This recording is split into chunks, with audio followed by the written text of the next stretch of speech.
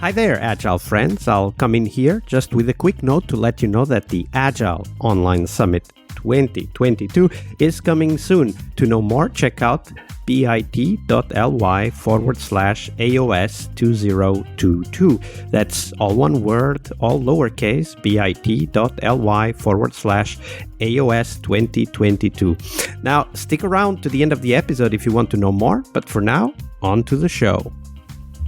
Hello, everybody. Welcome to our Wednesday, the Leading Change episode with Franny. Hey, Franny, welcome back. Hello, it's been a pleasure so far. Absolutely. Pleasure also mine. And we've had quite interesting stories and an unusual book recommendation. I urge you all to go and listen to it. It happened yesterday, so you can easily find it on your podcast feed. And today we're going to talk about change. And specifically, we're going to take the perspective of what happened, what you did in practice to support the change process that was already going on. So walk us through that story and highlight for us the tips, the tricks, the techniques, and the tools you learned back then that you still apply today. Yes. So I thought a lot about this question before our meeting here. And I think the biggest impact for me is if you involve everyone in change, but then what is everyone and how do you do that practically? So I would like to invite you all to imagine this setup of a German financial industry company. They've been really successful with the way they've been working in the last 10, 20 years. But also realize that to stay competitive in the future, they need to change something. So they've made a big process in their strategy change, how they can approach the market differently, what different services they can offer to like a new generation, but also technically compete with new requirements and new startups and fintechs popping up from everywhere. And then there, I had the honor to be their first Agile Coach. So they had founded a digital office where they wanted to foster digital transformation across the whole company, and I was their first Agile Coach. So the maturity and the understanding of Agile was quite low. And I don't mean that in a judging way, it's just a fact. So I was used to, from my consulting background, you can throw around buzzwords in all kind of languages and everyone nods and smiles happily along when you use some kind of buzzwords. And suddenly I needed to explain, what does an Agile Coach do? What is your job? I didn't even have a job description first, which for me is fine, but for a German established company, you need a job description, of course. What are you doing? What is even your title? So there I was challenged a lot with understanding, which I hadn't experienced before because I was always in backgrounds and surroundings where everyone knew what is an Agile Coach, or at least they pretended to know. Scrum Masters, product owners, product backlog, all these kinds of words which are so daily work for us and like in our language. And suddenly, not only was it that they hadn't heard of it, it was also a language thing. So there was a lot of employees who didn't speak English. So then there's a double challenge. So we have all these English words which we use in German also, and we needed to explain them. So that's one of the takeaways there I had, is to really take time and explaining things and not just thinking because it's normal for me. It's been normal in my last 3 jobs and environments, but rather like giving time. We talked about space before also for the teams, but they're giving space to the individuals to understanding what is actually we're doing and the goal. And I've just mentioned the involvement. So for us, as a practical tip, what we did in the transformation was we formed like a transformation team with people who were willing to join. So for me, that's a big topic. So people who are interested, so voluntarily. I've had some jokes over some few beers with friends, like, okay, but we're at work, so what's voluntarily mean, like, but people who are motivated for change. So don't point out your 5 high performers and they need to be in the transformation team now, but they're already in 3 other top topics because they're your high performers. just rather explain where you want to go. And they did that really, really, like their vision was really strong and their message was really strong. So just transmit this message and ask who wants to be part of this, who wants to help us to form this. And then people will show up. And if not, you start with two people you've just met in the coffee corner who asked you a lot of questions, and you start with these people, and then they, if it goes well, they will share it, and then more people might be interested in joining. So for me, you don't need. We talked about plans and structure also yesterday. So you don't always need the perfect structure with we're going to form a transformation team with 10 people and it needs to be 5 from this department and 5 from this department, but rather going with the people who are motivated for change. So that's the next takeaway. And then if it comes to, okay, Franny, now we've found some people in the coffee corner or via some digital chats who are interested in being part of this vision and also guiding. So how do you continue? So we sat down together and evaluated, okay, from everyone's point of view. So that's the leadership team, but also the normal employees. What is our biggest current challenge? And we came up with 2 or 3 challenges. And then we said, okay, who's interested in tackling these challenges? So we formed like smaller teams. I think we started with 3 or 4 smaller teams who just each one of them tackled one of these challenges. And what we didn't do that from the beginning, we did it a bit later on, but it's been a really game changer is we had a sponsor. So for every of these small teams, we had a leadership sponsor in the end who was like also somehow related to that topic. Maybe they brought it up. Maybe it was a challenge they've been wanting to tackle for a while, but didn't know how. And like this, we've really formed a connection between, we often hear in theory, top-down change and bottom-up change. But for me, that was a hands-on how you can really do that. So have some people bottom up who are interested in a topic and want to drive it, give them the freedom, give them the space. So we took off 10 to 20% of their other tasks. So they can actually have the freedom to work on these extra topics, and then give them a sponsor from the top, so top down, that also there you have some visibility and also support, like commitment support is really important in change for me. So that was a hands-on thing which we did there. And then as a last step that I want to share for people listening, and also maybe being the first agile coach in such a setting, was living the ceremonies, living the events. So for us, it's all normal to do a daily stand-up. We all know what the planning and refinement is and how a review works and why we need to do a retrospective.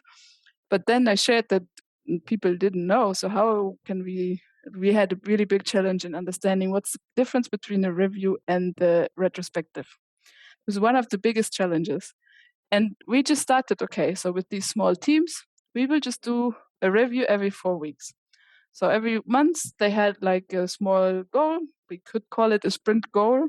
Like we didn't call it like this because they were not 100% working on that topic in a sprint. But you have first elements of the agile way of working. You set yourself a goal, what you want to achieve in the next 4 weeks. And that already for some people is a big difference to being handed down, I don't know, daily or weekly tasks from their manager. Like suddenly they can set their goal and say, yeah, we can do that. Or no, I'm going to be on vacation. The other person is on vacation. Maybe we cannot do that. And that already was a big step for them. And then we didn't do daily meetings, but like weeklies. So we sat together with the small teams weekly, just looking on the progress, what's happening, how we can support each other. And then I just mentioned the reviews and retrospectives. So at the end of these 4 weeks, we had a review. The stakeholders, so the management sponsors, but also other interested people in the change process were there.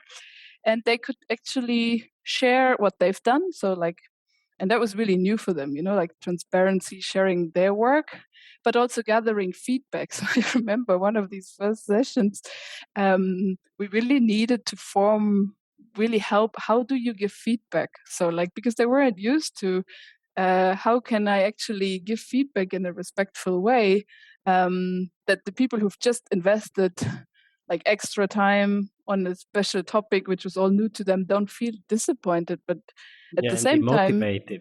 demotivated, but at the same time, the goal of a review is to gather this feedback, right? So we also need to somehow put our opinion in to like get into the right direction. So that was a really small way of like, okay, how do we get there? How do we do this? And then also retrospective. So we did then, after this review, always a retrospective within the small teams. Sometimes even started, so for more experienced people listening, maybe in a scaled approach, even doing like retrospectives with all these small teams together. So they already experienced this way of working without it having to be super formalized, without it having to be Scrum by the book and you need to be 100% in this team.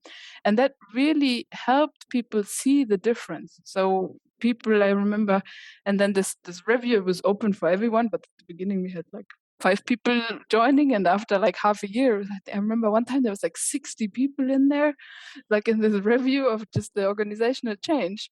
And that just helps people seeing, okay, we have a different way of interacting. We have a different way of maybe from a management point of view, steering, they would call it steering. We don't need steering committees. We can just go there, see what they've done, give feedback on that, and then let them go again. And in 4 weeks, we will see the progress they've made. And that way really, really helped and foster this new way of working, this new language, so to say, and it just experienced it hands-on. So Yeah, absolutely. I always This focus on experiencing hands-on was also, I bet, a really important part of the change, because now you had a lot of people in the organization who could actually answer those questions that you were being asked at first. yeah. Yeah, they suddenly, or like it even became like, oh, you want to know what a review is? Like in 2 weeks we have one again, come along, and that way you also fostered this kind of excitement about change. While I think often, and I've heard a few people also in your episodes talk about this, when we start with Agile, with the new weird ones, we often are faced with like lots of I don't know, denial, maybe people even ignoring us on purpose, not giving us information on purpose, like really. But this way, it was really positively framed, because you could come if you wanted to, but you didn't need to. You could join if you wanted to, but you weren't forced to join. So that really made a big difference in like making it a change at the pace of the organization and not Yeah, that's forcing it. actually a great point, right? Making sure the change happens at the pace people are ready for. Yeah, and not forcing it from the top down. Like, of course, you need to somehow. We had lots of discussions, and luckily, half a year later, I had a colleague joining, so I was not alone anymore. And we had lots of discussions about, okay, but we want to also serve this need of knowledge, so they need some kind of training. But how can we do that? Like, we don't want to force everyone to join a Scrum training because maybe Scrum is even not the right thing for them. But at the same time, we want to serve them this need of training and knowledge. So it's really hard sometimes to like go at the right pace, giving freedom, but at the same time making sure that enough offers are there and also seen and taken. Like, especially if the culture is such a different one, then it's really hard. Yeah. This has been an amazing episode on change. Thank you for sharing that, Franny. Yeah, thank you. I wanted to add one thing, maybe on a personal level, for everyone listening.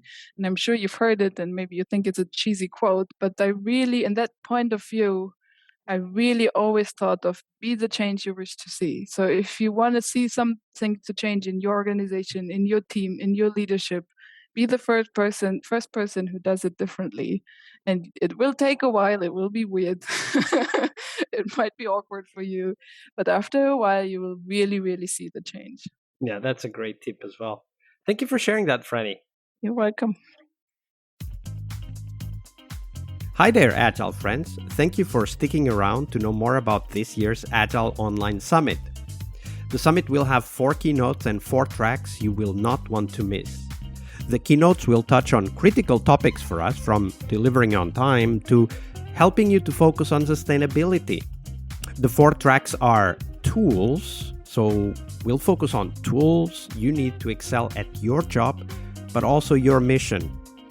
We'll also have a track on sustainability, which is, of course, about people and their sustainable pace, but it's also about how do we bring sustainability to the products and the planet we inhabit. We'll have a 3rd track about happiness, talking about doing what we love and, most crucially, loving what we do. And finally, the fourth track will be live. It will be mostly hands-on sessions to help you roll up your sleeves together with the presenters. Oh, and we will also have a coaching clinic, as we usually do, organized to help you discuss and get inspired to solve the hardest challenges you face at work. This year, we'll have a special emphasis on interaction with your peers, so get your ticket and join the Slack at bit.ly/AOS 2022. As always, we have free tickets for anyone that wants to attend live and the VIP tickets for those of you who want to keep the videos forever. So check them out at bit.ly/AOS